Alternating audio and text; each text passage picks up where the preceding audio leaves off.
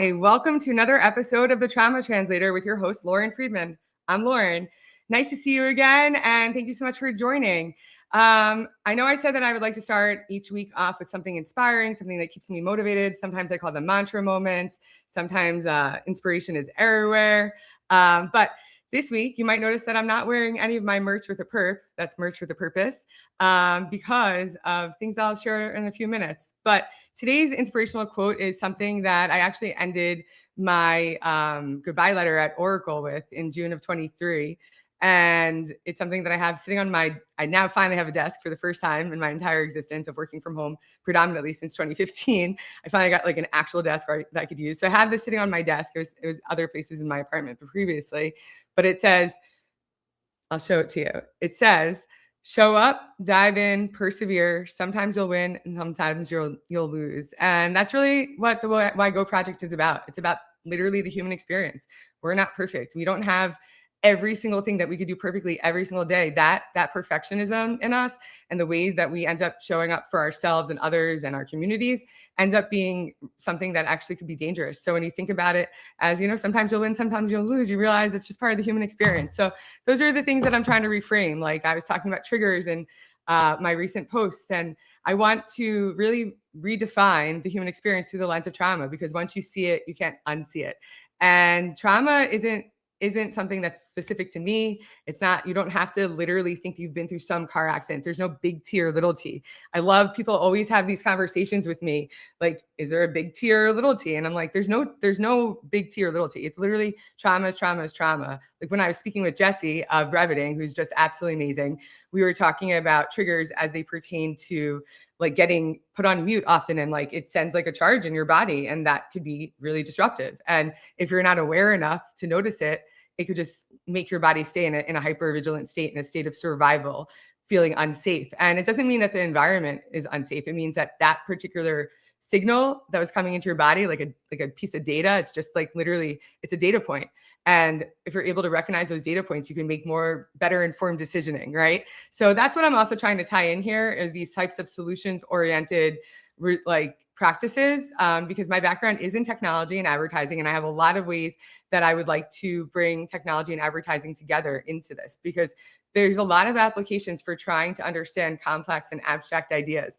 And that was really my background in technology, was really what allowed me to understand what trauma was, and integrate it into my life enough that I was able to change it, despite being in therapy since I was 5. And despite both of my parents being practicing mental health professionals. So that brings me to my next topic, men are in crisis. And this, the Why Go project, the Trauma Translator, Merch with a Perp, any of the subsidiaries, lines of business, whatever you want to call them, as part of the broader Why Go project, How Are You Healing Revolution, are really in honor of my father, Howard, and my mom, Elaine, but mainly my father, Howard. My father, Howard, who I keep this picture. I don't have a lot of pictures from our life together because I lost access to things in the estate. It wasn't a money thing. It was a really unfortunate series of events. Also, complex trauma avoidance. We'll be diving into that in at another point. But my father Howard grew up in the projects in East New York on welfare, and he was unwell as he was brilliant. And he actually got into Harvard on a dare. And he grew up in a household full of unwell people. His uncle, who he lived with, was so unwell that he was schizophrenic, and he spoke to the cockroaches on the wall of their projects in Brooklyn, in East New York. He was the only white kid in his neighborhood in the 50s. So he had a very different perspective than a lot of my peers' fathers, right? And I really learned a lot from him in our short time together. Like I really only had up until really he left in the middle of my college graduation, so we'll talk about it at a different point. But this is something that's been a guiding force, because I realized this summer, as I was being threatened legally by my now ex-husband's family after they stole from me for the last 20 years and manipulated and lied to me and attacked me and bullied me and literally made me so sick, because they're sick. Complex trauma is something that will literally destroy your life when it becomes unmanaged. And hurt people who can't show up for themselves can't show up for you. These are mantras that I used to live by when I was trying to learn how to get into my body for the first time at 40 years old, almost 40. And And it was really hard. And those mantra moments were something that I used over and over and over again to make my body feel safe. So my father and mother never were taught properly, despite their background in mental health, because nobody really understood trauma until 1980. Until 1980, they only started to explore it in 1980, and they really only started to understand it somatically in your body within the last decade or so. So there's a lot of practices and tools that I've used to basically retrain my entire nervous system, retrain my brain. Retrain your brain and change your and transform your life is truly one of my like mantras. But there's a lot of things merged with the purpose behind that. But my dad suffered his whole life. And I watched him literally suffer. I remember, like, I have a crazy memory from under the age of 2, which most people with this level of trauma lose their memory, but I actually like retain everything. So that's another reason I know I was meant to share this story. But my father suffered and my mom suffered like in her own right. And like, it's really hard when you grow up fending for yourself. And while my story is, I've said this over and over again, while my story is absolutely insane, like I can't make this up, there's something for everybody. Like everybody can relate because trauma is ubiquitous. It's pervasive. It's something that is at an epigenetic level, meaning it lives in our genes, and it literally becomes more pronounced through external factors. So right now, men are in crisis. And I've known since I was a little girl that men were in crisis because my father was in crisis. I was caretaking him since before I could even like speak. And I also was managing my mom. And I remember intervening in different ways and being used as a pawn. And I didn't think of it that way, right? I thought I was really lucky because I had 2 parents. And both of my parents didn't really have fathers. My dad never met his father. His uncle was schizophrenic, was speaking to the cockroaches on the walls of their projects in East New York, and then eventually drowned himself in the East River. My great grandmother, was the only well person, I guess, in the family. And I was named after her, Lillian. My name is Lauren. And she slept in the same bed as my grandmother, who also was basically like, I was on disability. She worked as much as she could, but she was really unwell. They used to do a lot of ECT, like in a very inhumane way in the 20s and 30s. It's and then I have an uncle who is very religious, and he has been able to save himself through the religion, and my father, who got into Harvard on a dare. And the thing is that when you come from this level of trauma and background, and then forget about it, my mom's mom literally escaped the Holocaust, and within 5 years my mom was born and was beaten, and her mom got divorced in the 50s. So when you think about epigenetic trauma, we all have it. Everybody in this country specifically are immigrants. We all came from somewhere else. No one is literally born here unless you're a Native American, right? So when you think about what's going on in the world right now, this is just being compounded every single day. And like, my life has been at the mercy of a unhealed madman for the last 20 years. And I had the power to get myself out of it, but I didn't know it because I thought it was safer to stay with a husband than it was to have nobody on earth, to not even have an emergency contact. Like, that's one of the things that kept me stuck in this cycle of dysfunction for so many years.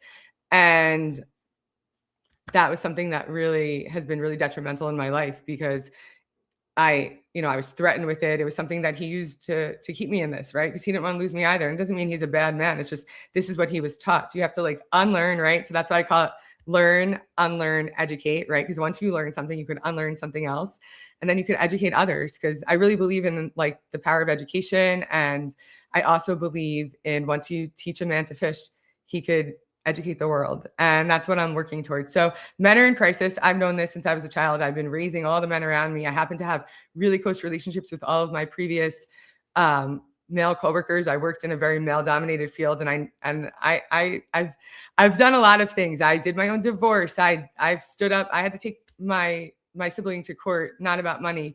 And it was myself. While my company had just been acquired, my mom just died, and I was in the middle of being separated from my now ex-husband. So it all lives in your body. And when you don't process it, you just let it live in your body despite therapy or despite working out or despite all the things that you're doing because you think you're doing it because it's healthy, it ends up actually killing you. And that's why there's cancers, ADDs, OCDs, all of the illnesses of the world. And we could reverse those illnesses. We could actually help chronic pain be more minimized. And that brings me to my next topic of the day, migraines. You may notice that I'm not wearing my merch with a perp, and I do like to wear it. I do worry that my hair is going to fall out because it did fall out originally. We'll go into that at a different point, but I do worry that the hats that I'm wearing will make my hair fall out. But today I've been really good about managing my migraines. That's been one of the most glaringly present somatic responses, meaning in your body, to trauma that have existed since I was a child, since I was 16 years old. And my sister was 4 years younger than me, has been getting them since she was 6 years old, like to the point where we had to eat dinner with the lights off. And she's been so sick. It's been debilitating her whole life. And it runs in the family. It's genetic. It's actually not true. Like, you don't have to have those genetic responses that run in the family. It's actually exacerbated by lifestyle choices and unprocessed trauma and stress that goes unmanaged, and just speaking to yourself poorly, or your posture, or overworking out, underworking out. It's all these contributing factors. So that's why I call it How Are You Healing? Because it's an homage to my dad, Howard, and a nod to my abusive mommy, Lean. And I could also reframe it. She was a traumatized woman, but and we reframing a bunch of things, because as you saw in the episode with Jesse of Reveting, once you reframe something, your body can actually get back to a state of rest and digest, or parasympathetic nervous system state. Sometimes my brain is a little bit slower than it needs to be, because today I did wake up with kind of like a dull migraine. I wouldn't say it's a full migraine, but I've been having a lot of grinding issues that I was able to really manage. Like, that's been something that I've been really working so hard on. Like, I even started doing workouts in the morning to get myself into a better schedule, like over 2 years ago, when I couldn't even like wake up for work for many, many years. Like, I woke up and I did it, but it was so hard for me. And that's also a sign of adrenal fatigue, and being always run down, and always depending upon coffee, and always late, and always, always behind the 8 ball. Even though I looked like, I always got what I needed to get done, but I was always behind the 8 ball. I was always chasing my tail because I was so tired. And it actually, the caffeine and that cycle of rushing everywhere actually made me sicker. And it made me so sick, and no one tried to help. My ex-husband like literally yelled at me when I was interviewing, and my brain just didn't work between one interview and the next interview. And he literally yelled at me. And I knew in the moment he was scared, because I was scared. I was like, I've been told since I was a child, like assured by so many different therapists, that I didn't have any mental illness and I was okay. Because when your father comes from that type of dysfunction, and your mom is the way she is, and he tried to take his own life, and I was 5 years old, and I remember it, like, you're worried about that for your whole life. And it's something that's motivated me in this, is try to help other people find healing, right? Because it's not one thing, it's everything. You need a toolbox of solutions to go to, because sometimes your body can't do the thing that you keep doing over and over again. Maybe get tired of it. Like, I've been religiously going to yin yoga because it works on fascia, and you could go to Dysfunction Junction Dictionary on the whygoproject.com. I have definitions for all of these things, because I'm all about educating, but I got sick of those things. So I started to move differently. So I have ways to explain to you how you could actually change your life in real time, with things that don't cost a lot of money, because therapy is expensive. I haven't had health insurance that covered anything out of network predominantly for my whole career, but since my Cobra ended in December of 24, it was such good insurance. It was so good. I've been providing that for us. My therapy, my EMDR is $400 a session. Last week, my therapist gave me a lot of sessions for free, like an overextended time, just because of what's going on. And I was so grateful for that. And I don't want that. But this is something that I have to deal with right now, because I haven't gotten paid for almost 3 years. And my ex-husband's family nobody has taken any responsibility. So when you think about what's going on, at a macro level in our world, that's all from complex trauma. This man was voted in by the same people that have been defrauding me, that are, cheating on their taxes and scamming Medicare. And, they're the swamps of this country. I'm not trying to get political, but I can't pretend that this isn't going on any longer, because when you come from this type of dysfunction and you have no one else in the world, and ICE is raiding people's homes without warrants, it's scary, as someone who's second generation in America. So the reason I woke up with this migraine is because I've been hounding these adult men, and I have to threaten them because I have no legal rights. It's really a bad situation in my life, and no one does anything, although the accountant is the person that does take me seriously. And I've been able to stave off this migraine for months. I haven't had a migraine since the weekend after I got divorced in September, but I've been able to manage it, or just miss them, by actually taking medicine for the first time. I never took pain medicine because it scared me for various reasons with my father that we could talk about. And it affected my thyroid. I've never taken a psychiatric drug. I've never even taken a Xanax.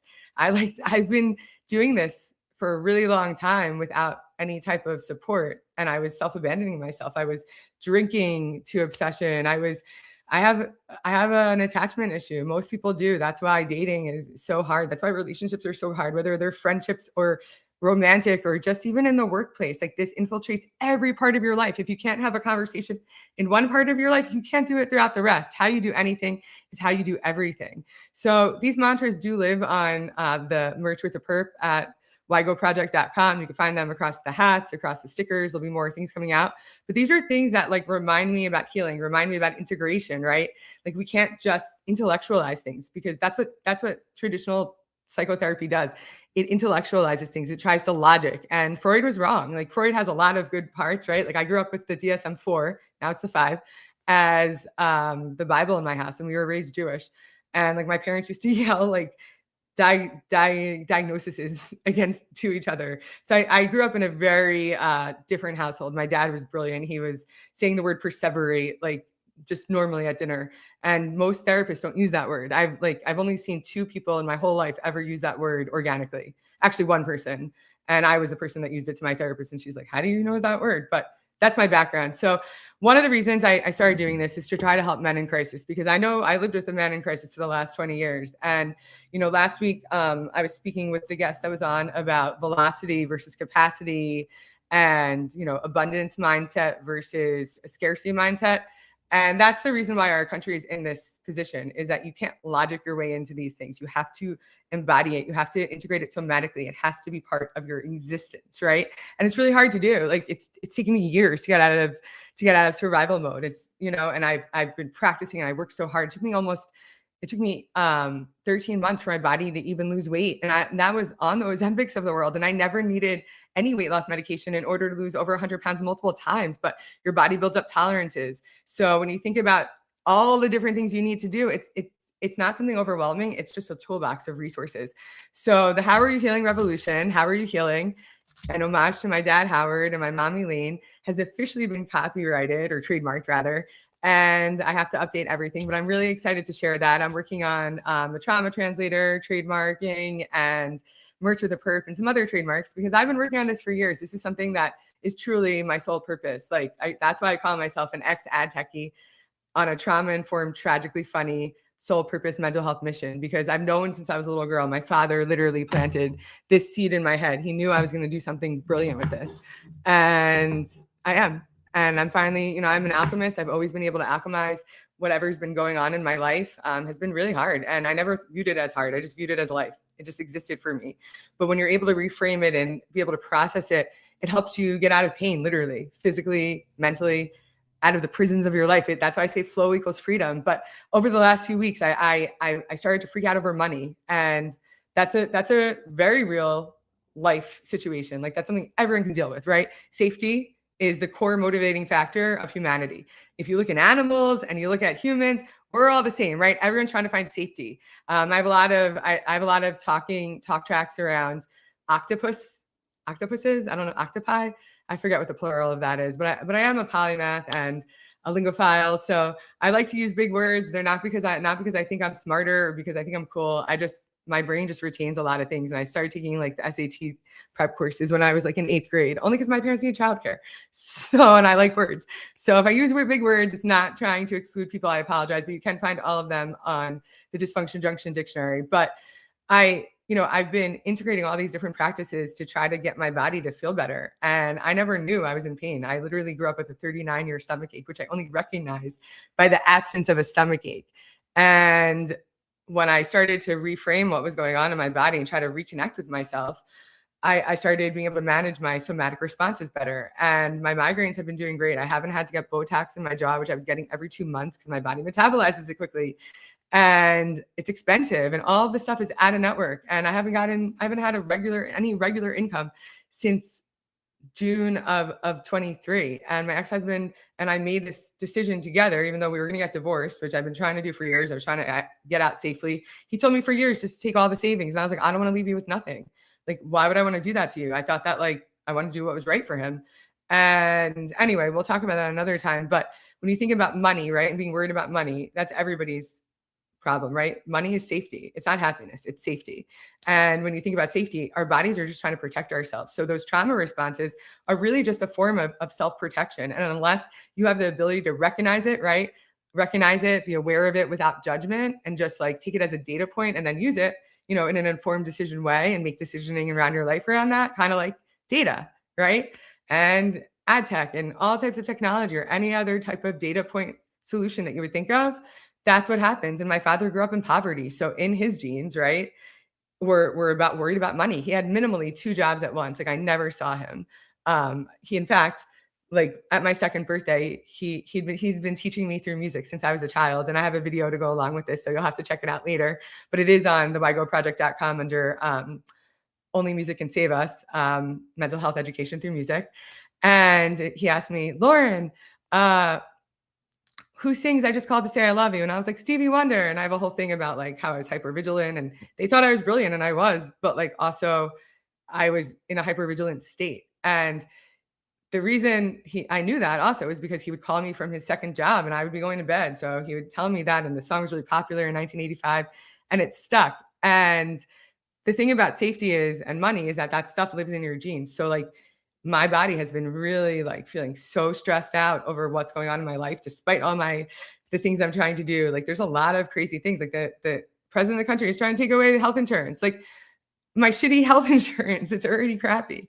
And it's just insane. So I've been having close to somatic responses, which is those hats sometimes feel tight in my head when I have these migraine-y type of endeavors. So that's why I'm wearing my headband today.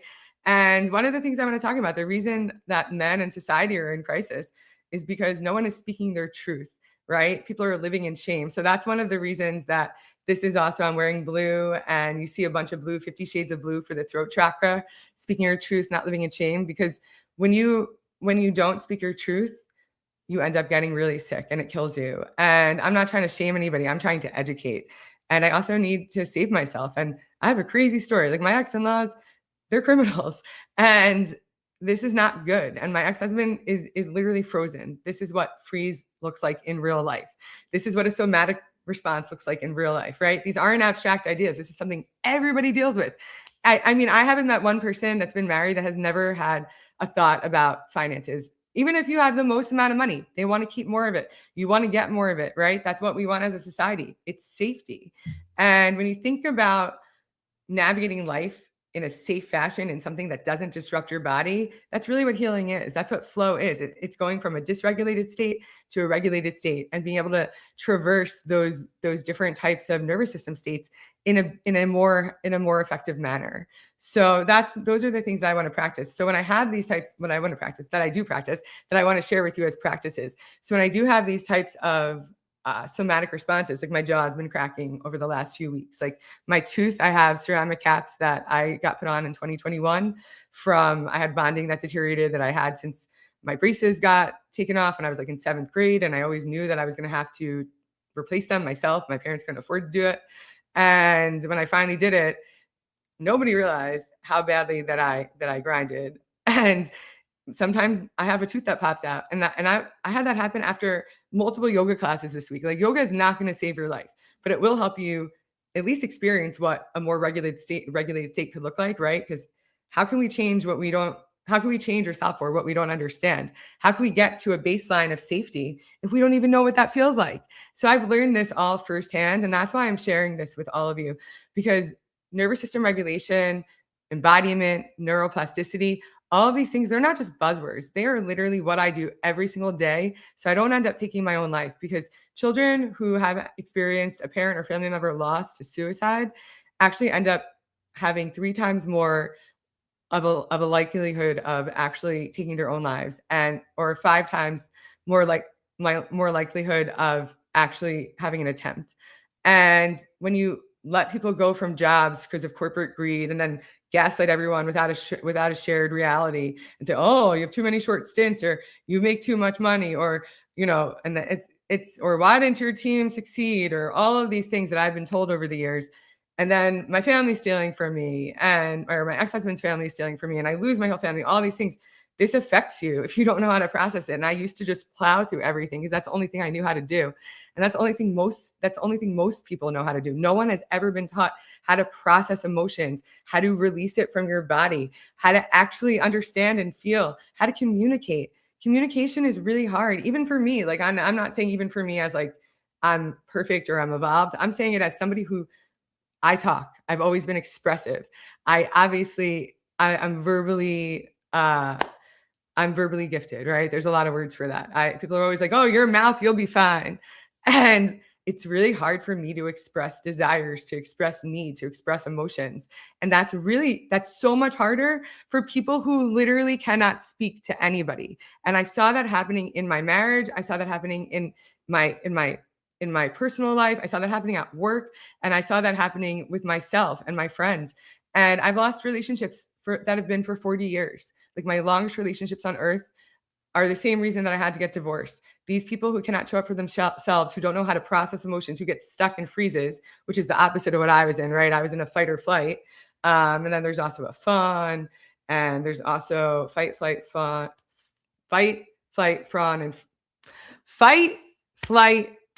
fawn, and freeze. Tongue twister today.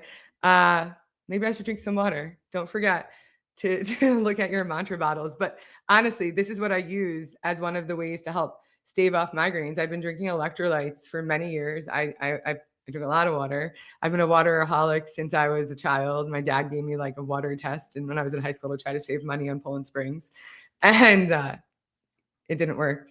I was able to taste the difference, but I use this to stay hydrated because that also helps with keeping migraines away or being able to keep your body at a homeostasis, a baseline. And these are all things that make us all feel better, and we can integrate it into our lives easily, right? So I'm going to take a sip of water. So cheers, salud. People always tell me, they're like, you need to breathe. And I'm like, I know. But also I want to share these stories, and I really hope that people find value in this, because people cheers. Oh yeah, I love that. Thank you so much, Jesse. I hope that you're putting some electrolytes in. I have a few affiliate partners, and I was partnered with this affiliate that I believe is called Morning Routine. I don't know if I'm still partnered with them because I was using this platform and the links didn't work, and it's not something I can continue to do anymore, but I still use it. I love it. It's only 3 ingredients. It's lemon, apple cider vinegar, and sodium. And that is literally like such a pure electrolyte. Like my parents were hippies. My mom made her own baby food. I ate so healthy. I never had the sugary cereals, like the red dye number 5 or whatever that RFK has been talking about. My dad was talking about in the 70s. That's why my parents got together, because my mom thought that was love. She thought that, if this man cared enough about her to not have red dye food number 5 in the 70s, that must be love. That's not love. That's caring. And you could care for someone deeply, but unless you love yourself, you cannot love anybody else. And like my ex-husband is still stuck every single day. Like he cares so deeply about me. Like that's unquestionable, but he doesn't love himself, so he can't love me. And I mistook caring for love. And like, he cares about me from like an actual, like, where are you? Are you safe? Like last night I was fighting with him about money, and I was like, this is the last time I'm going to speak to you about this, because it's literally killing me. Like it makes my teeth literally fall out of my mouth. And I lit my whole body up in pain, but I didn't get a migraine. Like this was the week of Thanksgiving. So it was a lot of contributing factors. But he tells me, he's like, I love you. I wanted to take care of you. And I'm like, but you didn't do any of those things, and you can't affect change because your nervous system dictates your reality. So if you have the ability to biohack, right, an embodied comeback, and it doesn't have to be as something as like, you lose your whole family, you lose your job 6 times, you get divorced, your ex-husband's family stealing from you, you almost die. Like it doesn't have to be something extreme like that. It could be literally in a moment of having some type of relational conversation that you didn't have the ability to voice your truth. Now you actually can start getting your body to a safe place so that you can potentially do that. It doesn't happen overnight. In fact, one of the things that's really like has been so enlightening to me over the course of this journey is like I really have been able to see where the reason I didn't have the support that I needed was because when I express need, I said it so politely, so diplomatically, so chill, right? Which is I was screaming inside, but when I ask people for help, no one has ever been able to show up for me unless I pay them. That's the truth. And this past fall, I reached out to my former best friend of almost 40 years in a very vulnerable way, who was going through her own thing. I get it. But all I asked was, I was like, hey, I was like, and I almost didn't send this text.